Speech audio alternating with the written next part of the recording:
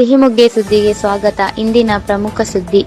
ಶಿವಮೊಗ್ಗ ನಗರದ ಗೋಪಿ ವೃತ್ತದಲ್ಲಿ ಹಿಂದೂ ಸಂಗಮ ಕಾರ್ಯಕ್ರಮದ ವೇಳೆ ಅಳವಡಿಸಲಾದ ಕೇಸರಿ ಧ್ವಜವನ್ನು ಕಬ್ಬಿಣದ ಕಂಬಕ್ಕೆ ವೆಲ್ಡಿಂಗ್ ಮಾಡಲಾಗಿದೆ ಎನ್ನುವ ದೃಶ್ಯಗಳು ಸಾಮಾಜಿಕ ಜಾಲತಾಣಗಳಲ್ಲಿ ವೈರಲ್ ಆಗಿವೆ.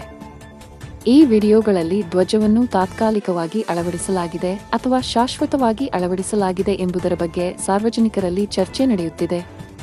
ಕೆಲವರು ಇದಕ್ಕೆ ಸಂಬಂಧಪಟ್ಟ ಅಧಿಕಾರಿಗಳ ಅನುಮತಿ ಪಡೆದಿದೆ.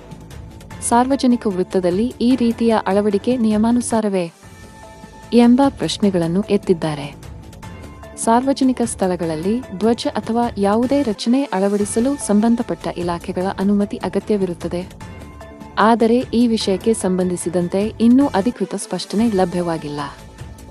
ಈ ಕುರಿತಾಗಿ ಸಂಬಂಧಪಟ್ಟ ಅಧಿಕಾರಿಗಳು ಸ್ಪಷ್ಟನೆ ನೀಡಬೇಕು ಎಂಬ ಆಗ್ರಹ ಸಾಮಾಜಿಕ ಜಾಲತಾಣ ಬಳಕೆದಾರರಿಂದ ವ್ಯಕ್ತವಾಗಿದೆ. ಸಿಹಿಮೊಗ್ಗೆ ಸುದ್ದಿ. ಸುದ್ದಿ ನಿಮ್ಮದು, ವರದಿ ನಮ್ಮದು. ಸುದ್ದಿ ಹಾಗೂ ಜಾಹೀರಾತಿಗಾಗಿ ಸಂಪರ್ಕಿಸಿ. ನಿಮ್ಮ ಬೆಂಬಲ ನಮಗೆ ಪ್ರೋತ್ಸಾಹಧನ.